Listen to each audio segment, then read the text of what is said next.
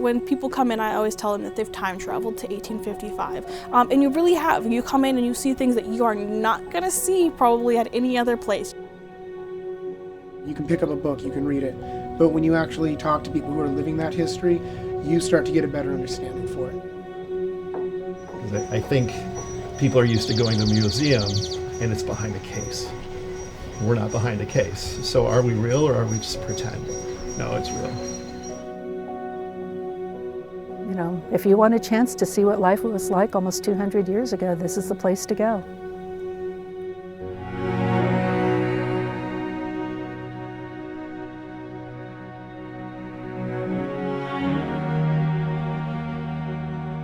My name is Leanne Trissell, and I am a historical interpreter here at Fort Nisqually.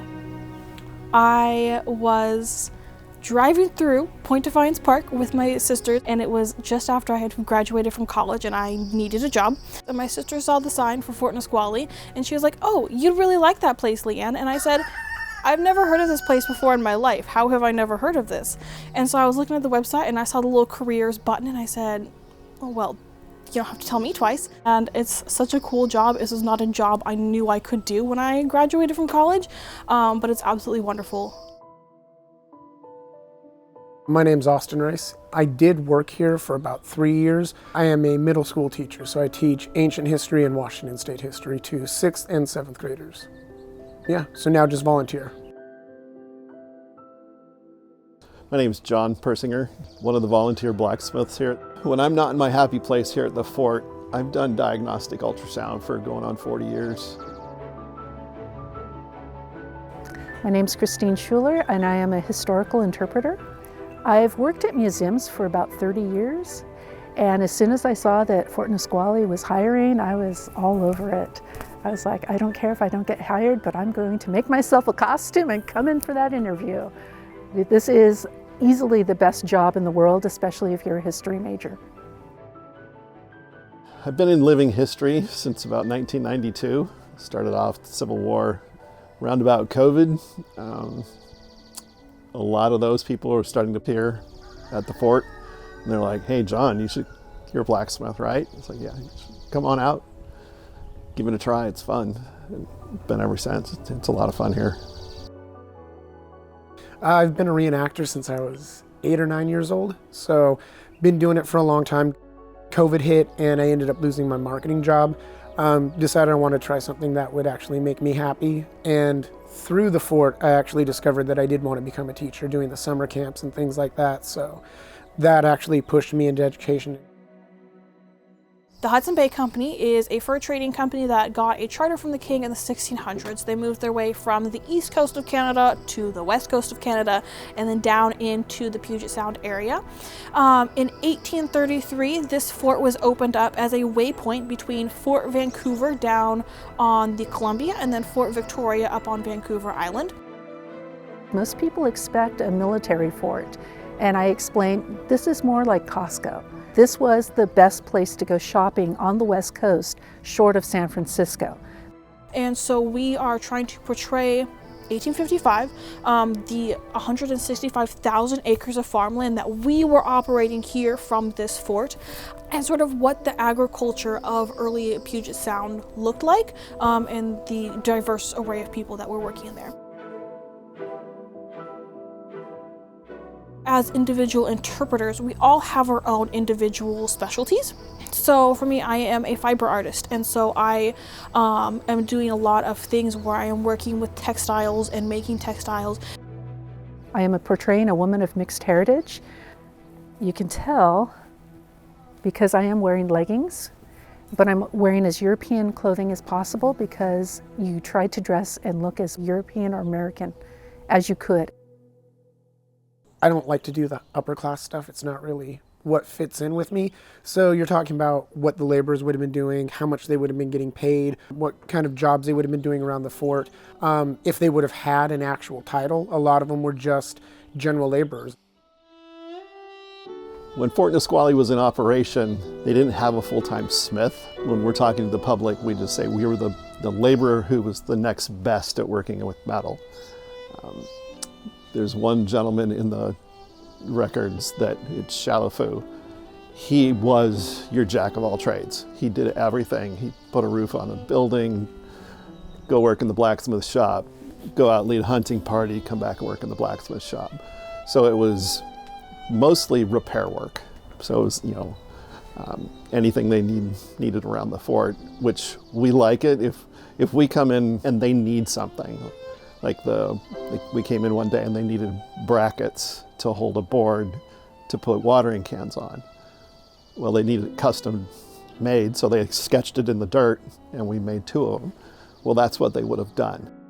First thing we do is we come in and we have to free the animals. They get locked up at night, so letting the kitty cats out and the chickens out so they can start getting the fresh air. And then we just set up for whatever we're planning to do today. For instance, I was planning on making apple fritters with some of the volunteers, so I made sure that the kitchen was ready for that. Other times I might be doing something in the sales shop. I might be teaching a class on beading or something like that. My favorite is spinning. I will bring the spinning wheel out. If it's a nice day, I'll sit on the porch here and sit in the sunshine. Sometimes I'll do sewing if I have a sewing project that I'm working on. And then just talking to all the people that come into the fort and telling them what we're doing, what I'm doing, what this place is, and what it represents in history. And they're usually just asking, how did you get into this? How can I get into this? What are you making? Where did your coal come from? Where did your steel come from? Would you have really made that? They're amazed. They're always so happy to see these old trades. They love to see blacksmithing still exists. I mean, I've been out behind the sales shop splitting wood, and I have people come out and talk to me about splitting wood for 20, 30 minutes. And it's like, this really isn't that interesting. I'm literally just chopping wood. You get these cluster of questions because when you come in here, you're opened up to a world that not a lot of people know about. You're going to see how people are living in the 1800s, and you're going to get a chance to participate in some of the day-to-day activities. Sometimes you have first-person interpretation in which I'm Christine. I was born in 1802. I have a husband and I have 2 daughters who are grown and they live over in Quebec now. I don't know what these things are that you're pointing at me. I assume they're not weapons. I find that very awkward. I don't like pretending, ooh, magic box. I don't like that. I find it's hard to answer questions. For me, I'm not an actor. I don't want to put on a fake British accent. I don't want to, do all that kind of stuff. So our museum's more about presenting the history to people and diving deeper into what was going on in the 1850s, as opposed to being more of historical entertainment. And I'm not bashing the places that do that because they're awesome. I've been there. But you can't really compare the modern world with how they were living back then without them breaking that interpretation. It's like I tell my students with history. I mean, history happened. You can't change the facts. But the way we interpret the facts and the different things that we find that change our understanding of the facts, those do change. And you can adapt to that. And that's one of the things the fort does really well when it comes to that authentic side. And then when it comes to, things like the clothing, how people are, cooking, how people are sewing, all that, they try to keep that as authentic as possible without, doing things that are going to be unsafe or that are going to cost an unruly amount of money. So to be a volunteer, you just fill out an online application. You have to attend volunteer orientation, start to learn the history, but you also get to figure out where you fit.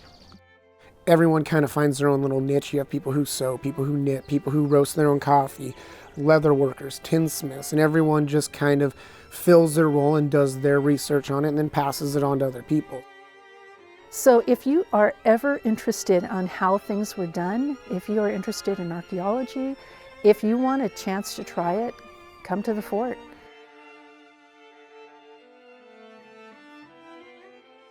I really love our 2 historic buildings, our original structures. The Factor's house, which is where we are standing on the porch, and I love to be able to go in there and see, where the women of the fort would have been. Jane told me and Letitia Huggins were sisters, and they were the ladies of the fort, basically.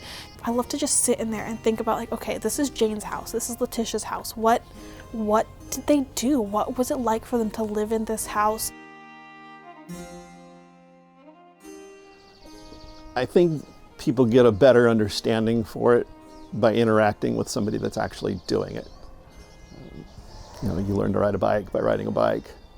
So if you want to learn about history, you go interact with somebody. You may not be able to go to exactly where it took place, but if there's something that replicates where that took place, it's that experience. Life is about experiences, you know, it's a series of stories. Well, you learn the stories of the people that were here by coming here, and then you can learn about them. If you put a name and a face to the event, you can better understand that event, as opposed to, yeah, this guy lived in this building out there. No, it was Shalafu, worked in the blacksmith shop. He was here, he's a real person, and he had some incredible skill.